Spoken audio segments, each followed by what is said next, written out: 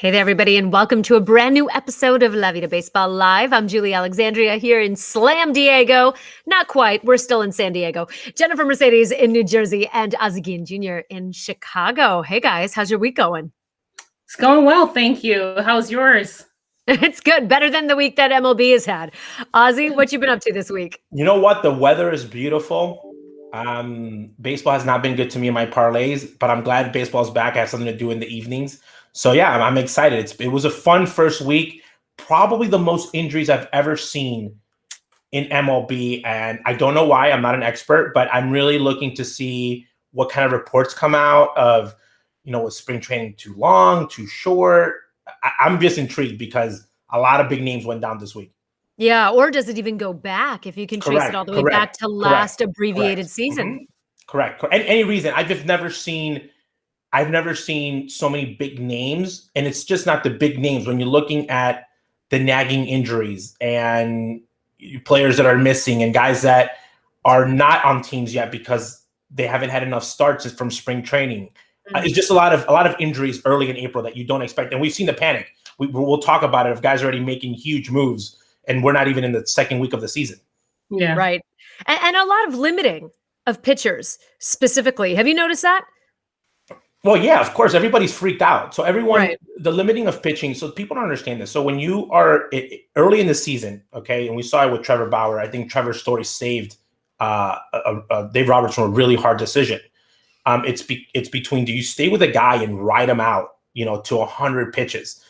I can't say yes or no because Trevor Bauer obviously knows his body, his pitch count, and you have to have that conversation. But it's very hard because if you go and say, okay, let's ride this out, and you're the Dodgers and you're going for the pennant race, and Trevor Bauer, for some awkward reason, misses a 2 or 3 starts down the road, everyone's going to go back and say, oh, you overused them in that first week of the season. So the first week, first month is kind of this, do I give a guy a day off? Is a pitcher? And I think that when we talk about the biggest injury of the week, I'm still wondering if he was hurt prior to this and he played because of the pressure of the money and the contract. So a lot of lingering. The first month of baseball I think it's the hardest one on managers to handle their pitching and guys resting, because if someone gets hurt, it's on you. Yeah, especially if they're non-contact injuries. As we saw.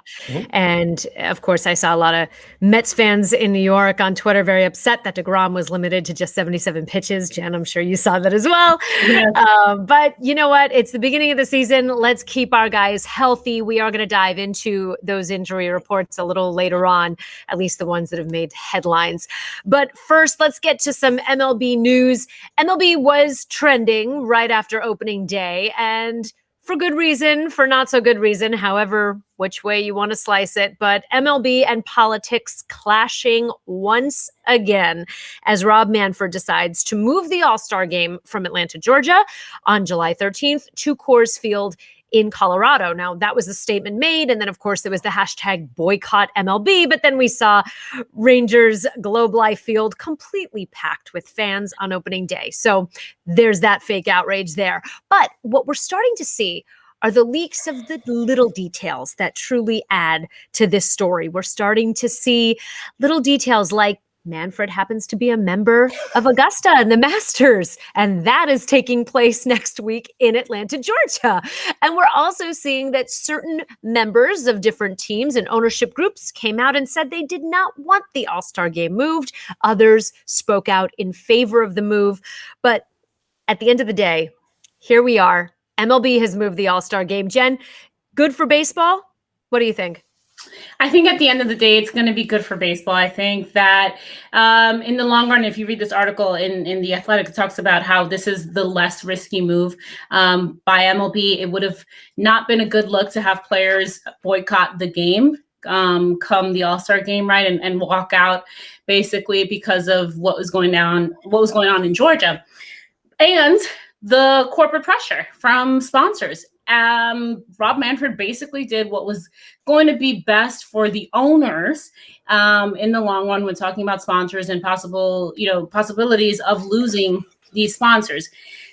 Politics and sports go hand in hand. I don't know when people who are on the other side of this are really going to get that.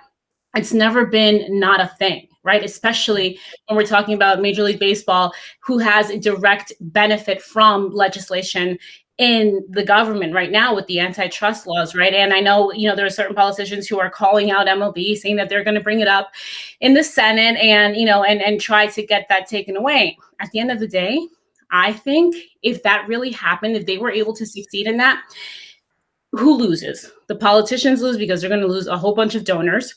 I think that's one major loss, right, for them.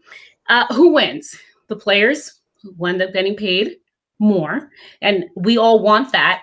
MLB wins at the end of the day because they look like the big guy, the hero at the end of the day who stood up to the man and did it for the right reasons. And I see the Netflix documentary coming out in my mind right now because that's what it will be painted as. And so MLB wins at this at any point and given time. Ken Kendrick, who is a general partner of the Arizona Diamondbacks, was one of the ones who was opposed, probably the only one who actually came out and was vocal and said that MLB should not be politicizing things. But Ken Kendrick and his wife are major political donors. And if you look back into 2020, they donated to a number of Republicans. And if you look into their record, I went deep, I took a deep dive last night into who they were donating to and all of these things. And I'm just like, they're trying to actually they actually just got a House bill passed through the House committees about allowing them to build the stadium out, build a hotel. And what they want with this hotel is for it to be tax exempt as well, which makes me wonder, these donations, who are they going to? Are they going to people who are going to be on the Senate that are part of these these decisions? At the end of the day, it's all about the money and it's all about who it benefits. So talking about this is not political. It is. It's always going to be political. Absolutely. And to add to that, I'm going to say, you mentioned baseball, you mentioned politics. Let's throw business in there as the third tent pole when it comes to all of this, because we are talking about who benefits from a lot of these laws, whether they be the unfair voting laws or whether they be zoning laws when it comes to stadiums. We saw that here in San Diego with Qualcomm Stadium. Ozzy, in your opinion, as an overview, do you think that MLB made the right decision? You know what? People don't realize this. They need to keep the personality and what someone does in their personal life away from the decision that Mr. Manfred is making. Mm-hmm. Everyone knows how I feel about Rob Manfred and how he deals with baseball. He's a registered Republican. People made that public. He's a member of Augusta. Okay. His personal life has nothing to do with the decision that he makes. Okay. Mm-hmm. And actually, I give him credit for the first time in a long time as a commissioner of baseball. Because what I think that what Rob did is they had a plan. Okay, we've seen the Black Church Unity, the Players Alliance. We see where baseball's going. Okay, the storyline. I think that he did a risk assessment. Okay, amongst the owners, because everything in life there's going to be both sides, and he said, what is going to be the best decision for baseball in the long run? And when I say this, people have a long-standing memory. We still know that the Boston Red Sox are the last team to join, to cross the segregation line. We still hold that against them a lot. I know that I do. Every time I can throw that little low blow, I do. So I think now we've learned from that. Okay, and baseball at one point was a league that was scared to make moves. I think baseball is looking at the future and saying, 20 years from now, when we look in the history book, where do we want to stand in the side of history? So Rob Manfred made a decision that benefited, in his opinion, the league. Because when we're talking about business and corporations and money, we're seeing that a lot of more companies are going for what do the people want? Okay, what does the United States want? And they're going by the masses. Is it right or wrong? I don't know, but you got to go with the flow. Okay, and you cannot make a statement, okay, in a league that represents so many, okay, because I think it would have looked more negative than positive. Let's say, for example, you're putting the pressure then on your players, because then if a player, let's say you've never been to an All-Star game, but now if you go, you might be going against your values. Okay, so you're put in a position that you don't know what to do. And if you're a player that wants to go and you just go because you want to go, you might be looked at in a different way, even without people knowing you. So I think Rob Manfred decided to take that pressure away from the players, okay, away from anyone making that decision, and said, we're going to make this decision early. Okay, I know I'm going to get some backlash from it. I'll deal with it.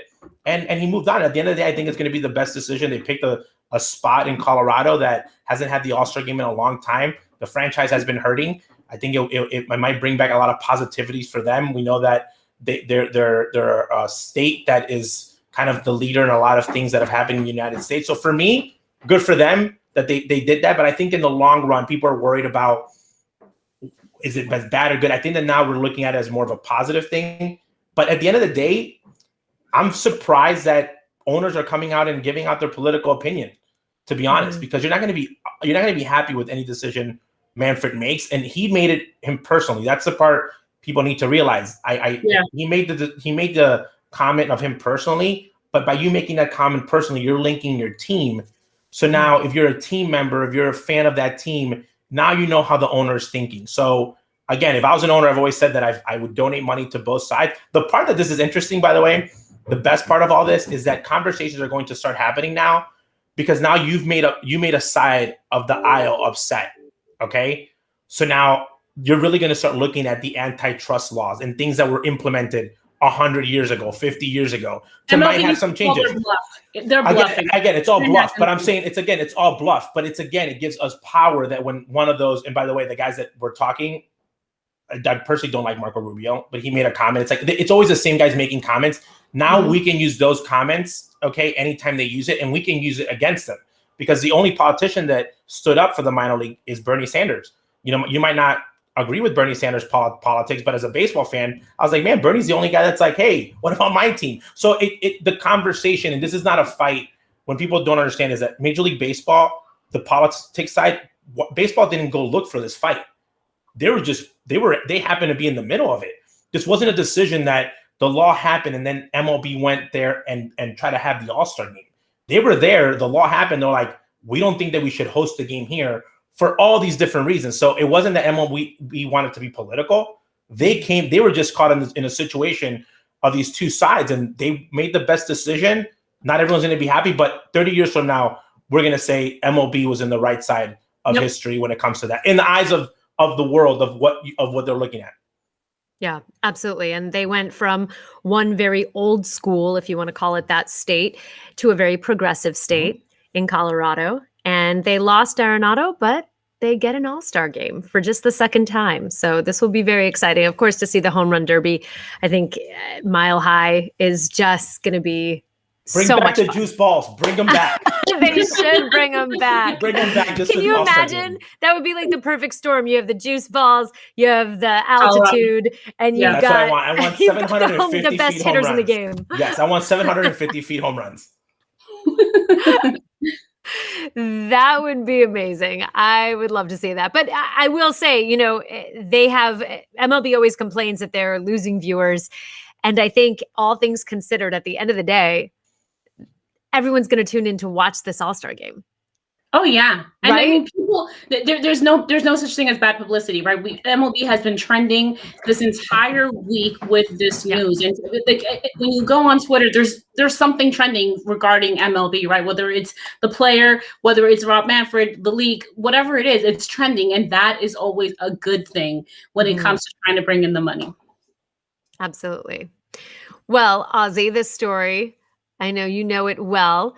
There was a certain player who had an incredible start to the season. There's an article about him in The Athletic, something you don't see every day, as we've made note of on this show. Sometimes when it comes to the DR and in certain countries, if you're not already signed or on your way by 16 or 17 years old, you could basically kiss your dreams of becoming a major league player and being signed to a major league team goodbye.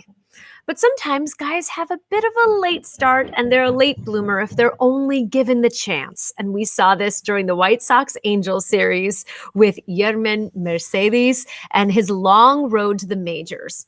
So this story just warms your heart, right, Jen? Yeah, no, and I've known Yermín for a while now. He plays out in the DR, and I've followed him along. And we always said, you know, that's my cousin because we have the same last name.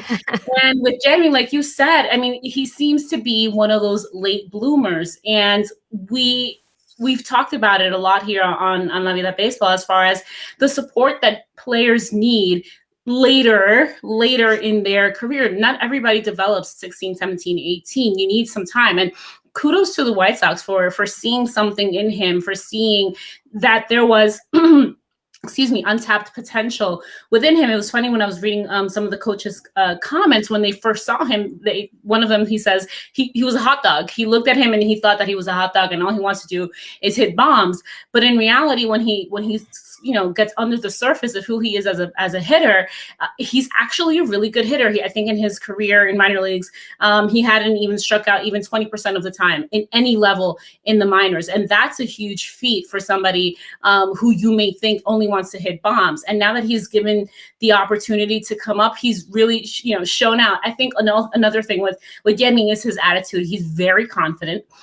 He's very cocky. That is who he is. I think I can't remember who it was that said something last year. He made a comment about being one of the best hitters in baseball. And there was another major league player who was like, really, dude? Like, you haven't even had one hit in the big leagues, and you're already coming out with saying this stuff? But he loves it. He loves the attention. He feeds off of the attention. I think that he will be really, really good, and a really good addition to this White Sox lineup. Yeah, some people are calling him an acquired taste, as it mentions in the article. But now Mercedes' 12 hits are the most by a White Sox player in their first 4 games of the season. Ozzy, I know you've been watching and tracking the White Sox since opening day. What was going through your mind as you were watching this guy just dominant? You know what? I think that the part that only a guy like him would be able to do this, because if you've played baseball long enough, you're like, I got 3 hits. I know I'm gonna get an out. Okay, and I don't think that he thought he was ever going to get out, to be honest with you. I thought he was like, I'm going to go for a 20-game hitting streak. Like I'm going for 56 games in a row. I think that in the game of analytics, okay, when we look at numbers and we're so infatuated with what a player can do, he's a guy that breaks that mold, because when you look him in the eyes, there is absolutely no fear that he belongs in Major League Baseball. And I believe that's a huge factor. Some people might take it as cockiness, but I think that for you to play at that biggest level, if you don't believe in yourself, you're not going to make it. And again, that's something that some guys have to create, these personas to be able to play at that level. But right now, looking at the games, there's guys in the White Sox who are supposed to be huge prospects who are scared. That's the only word I can describe it. They're deer in the headlights. The game is getting too big for them. For him, right place at the right time, good opportunity, and he's making the most of it. If he doesn't become a superstar and an all-star, he's going to have a moment in history in baseball, because baseball stopped, because what he did was not easy. He got, 8 hits in a row, and it weren't just hits. He hit a home run to win, and he's basically responsible for 2 wins in the White Sox, who are making a run for the pennant race. So I don't think the fans realize when you're in the organization, and that's why everyone gets a ring when you win it, you go back and you're like, man, we won the division by 1 or 2 games. And it could be that game where you shine. So for me, I enjoy it. I think he's hilarious. They call him here the Yerminator, and I hope that he really keeps grinding. But I think it's that story of perseverance, of that you sometimes get better at your craft as you go along. But I'm glad that he got a shot, and that people now know his name, and that now it'll be easier for him to find a job in professional baseball than it would have been 2 weeks ago. Yeah, and I said I could finally buy a jersey with my last name on it. Yeah. But are you okay at being a White Sox jersey, Jen? I'm okay. I'm cool with it. I dig the White Sox. He can hit, by the way. People get confused. People are like, oh, he's always been able to hit. That's something that people don't realize. There's guys that are just hitters, and that's him. So he's always a dangerous guy when he's faced. But I think now people are going to know him a little bit better, and it's going to take him some adjustment. But he's there, and he's doing everything possible with his opportunity, which is the best thing you can do when you get to the big leagues. Absolutely. Take advantage of every opportunity. Okay, well, the Nike MLB City Connect series explores the bond amongst baseball, community, and culture, those cross sections. And we recently saw a video of the first city unveiled, Boston, of course, narrated by the famous Big Papi. Now, the color scheme took some people by surprise. Normally you think baseball, Boston Red Sox, you think red, gray, white. But here we have a horse of a different color, completely different colors. We see this beautiful sunshine yellow paired with the powder blue that harkens back to the Boston Marathon. And instead of saying Red Sox, they're saying City Pride, Boston. What did you think of these unis, Jen? I thought it was great. I'm a really big fan of history, and when there's history behind something, and you get to learn about it, I think it's great. I think it's a really good homage to the city of Boston and the colors and what it represents, and of course having Big Papi narrated, and the players loved it. I think it's a good look. I think what MLB is doing again to try and connect the younger fan base, try and connect with different fan bases, because I'm sure that there's going to be people who aren't really big baseball fans, but are going to want a jersey like this because they know what it represents, So I kudos to whoever came up with this idea and this partnership. I love it. Kudos to whoever is at Nike and actually decided to put a brand initiative and money behind baseball. Yes. It's super smart. It's genius though, because and when you're doing with the Red Sox and people, you're not doing it with a team that's making a run for the World Series. Okay. You have an exciting group of guys that are young, but I think the biggest part is Big Papi. They're linking two generations.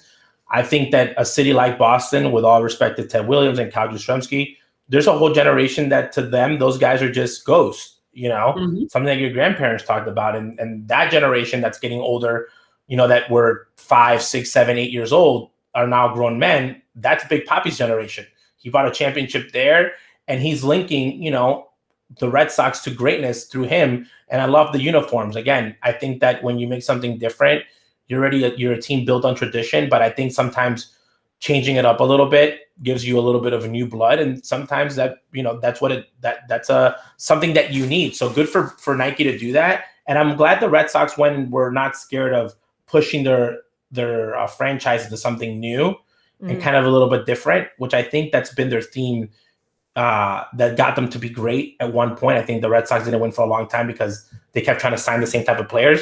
Big Papi and that team definitely changed that kind of mindset. I think that's where they're trying to go now. Now, if you're not a Boston fan, if you're not from Boston or have no connection to the city, fear not, because the collaboration will be coming to a city near you quite soon. Right now, the 7 inaugural clubs are the Arizona Diamondbacks, the Boston Red Sox, as we saw, Chicago Cubs, Chicago White Sox. How come Chicago has both of their teams? I'm jealous. Right?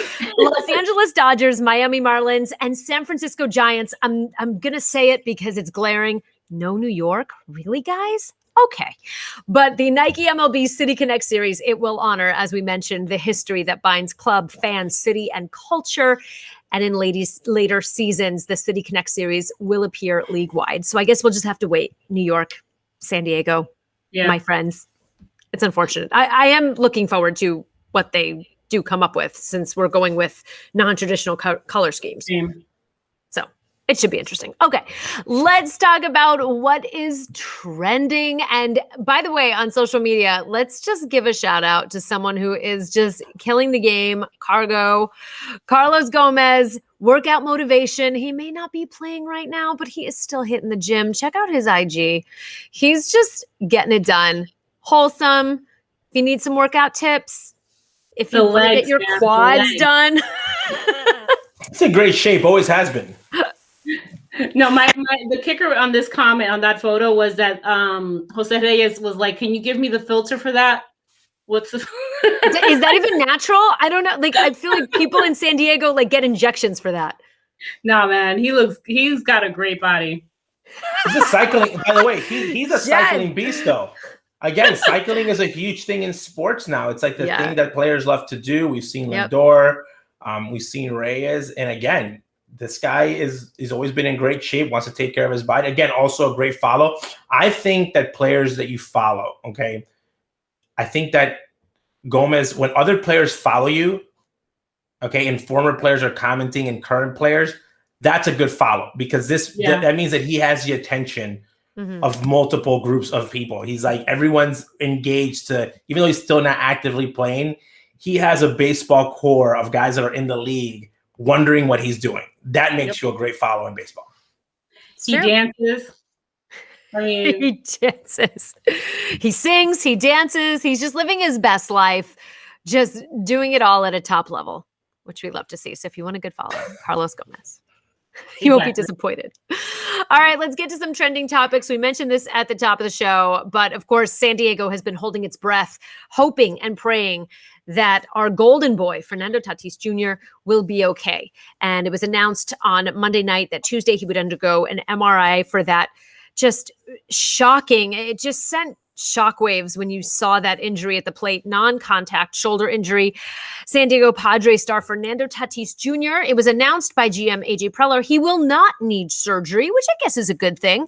He'd been diagnosed with a subluxation of, I think I'm saying that right, subluxation of the shoulder. It's basically a labrum tear. And a majority of MLB players, Ozzy, as you know, they have issues with their throwing shoulder. What makes this one so different is that it is his left shoulder. It's his non-throwing shoulder that he's had an issue, as he has said in certain interviews, that stems back to rookie ball, which also raises a lot of questions about the big deal.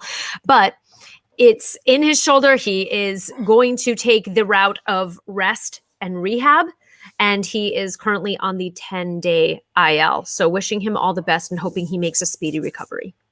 Definitely something that was tough to see, but something else that was tough for some people to watch was the Boston game. So man on second, extra innings. It's supposed to speed up the game. Not in this case. The Red Sox ended up winning it in 12 with JD Martinez at the plate. And what was funny to me was seeing the beat writers were like, okay, really? This is a beat writer's worst nightmare. Each team scores in extra innings with a man on second. What's going on with baseball? But that's baseball for you. And maybe this will prove that you don't need a man on second to hurry up the game. It's still going to be baseball. Well, the only guys that complain about time is the beat writers and the people in the media box. Nobody else complains about the time of the game. Nobody in the stands, nobody in the dugout. It's all the media. Tatis Jr., two things that I'm worried about him is the nagging injury. Okay, so if he does need to get surgery, I'm okay with that. Do it early than later. His dad's history. Okay, very injury prone. Daddy Tatis. When you look at his numbers, the reason that he didn't have even more incredible numbers it wasn't because he didn't produce when he played. It was that he had a lot of nagging injuries throughout his career that would keep him and sideline him for majority of his career. So I'm going to be honest. I think that Tatis Jr. looks very natural, and I think that's part of it.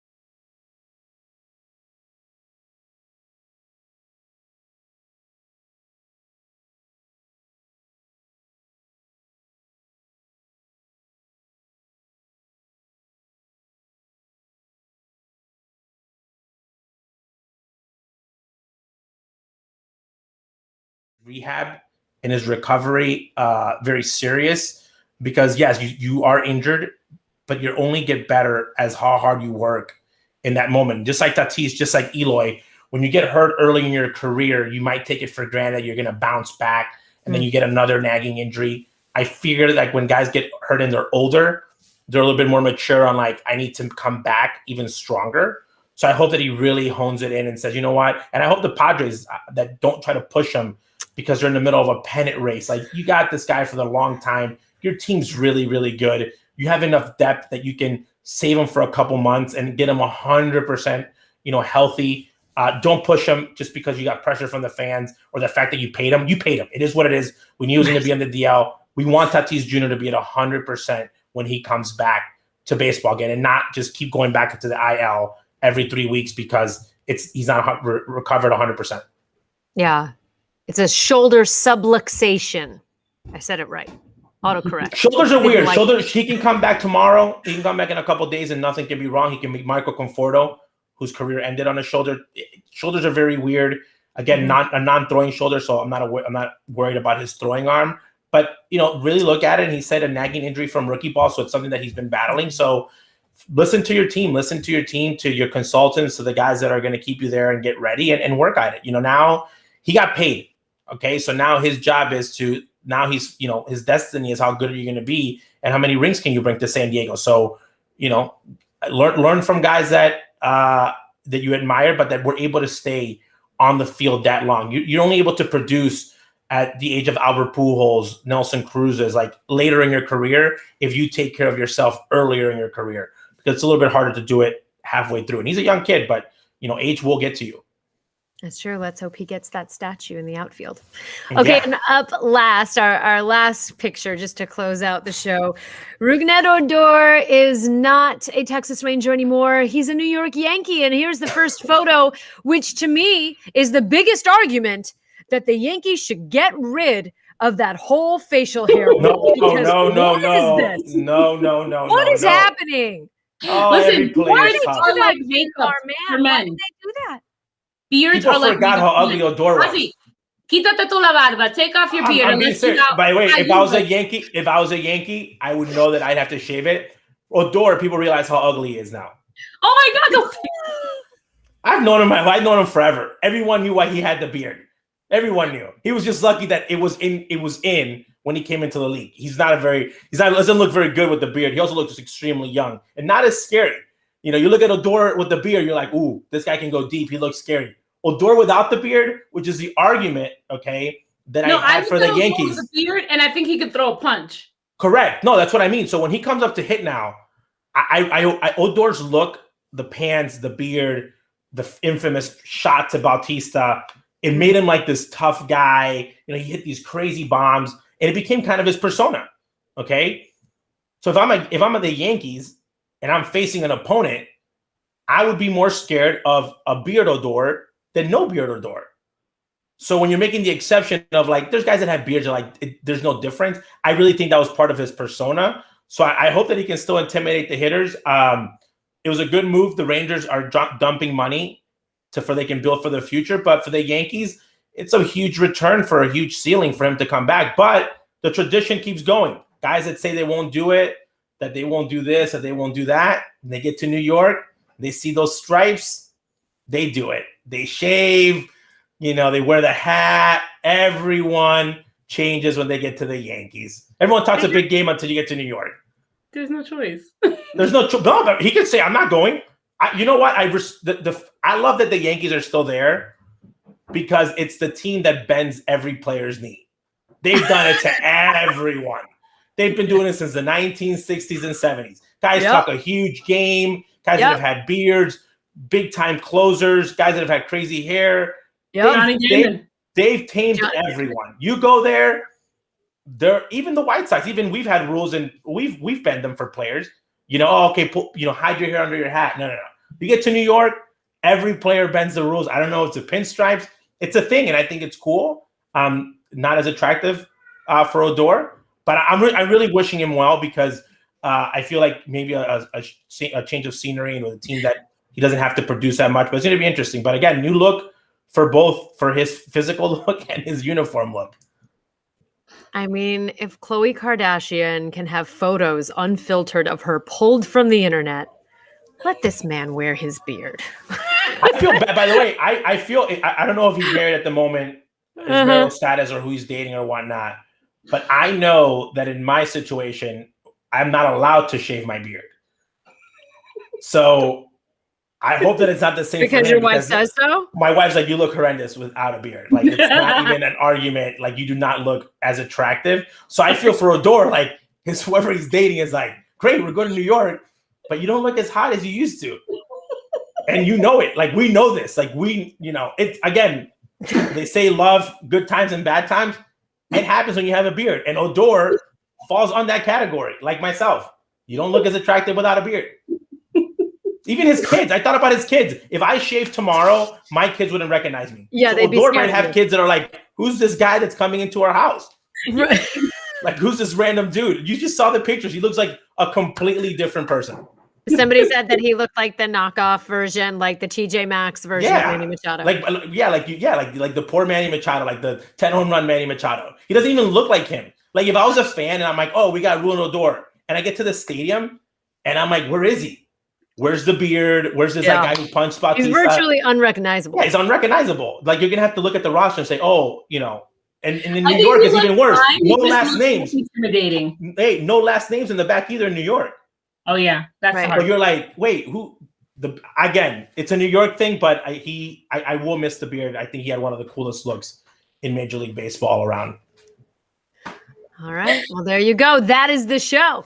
Let us know what you think. Should they have let him kept the beard just for, decency's sake? Let us know. Should the Yankees have maybe amended their rules? Anyway, thank you so much for watching. That's going to do it for us. We'll see you next time.